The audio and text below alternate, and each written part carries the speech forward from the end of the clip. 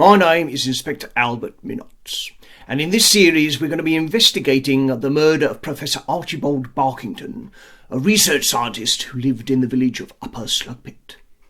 Professor Barkington was a scientist who lived in the village and was involved in genetically modified plant research. He was conducting a lot of experiments with these things, and that caused a lot of concern amongst the village. Now, the body was discovered by the postman, Harold Smart, who had arrived at about 10:45 a.m. to deliver a parcel to the professor's address. He immediately contacted the police, and we sent in some scene of crime officers who visited the site and gathered their evidence from the scene of the crime. The cause of the professor's death was a savage blow to the head with a blunt instrument. Now, this object has yet to be identified and found, but we hope once we do, it will lead to further clues as to the identity of the murderer.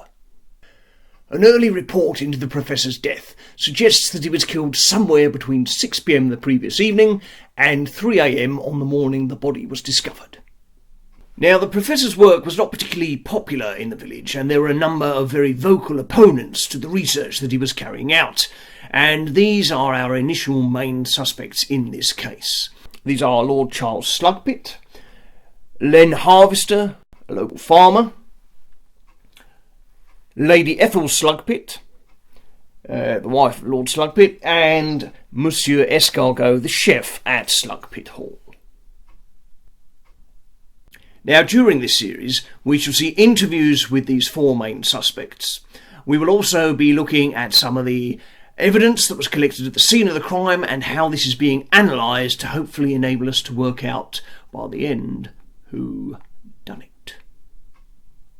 In the next instalment, we shall look at the interviews that were conducted with Lord Charles Slugpitt to see what he had to say about the murder victim, Professor Barkington, and also about his own movements around about the time of the murder.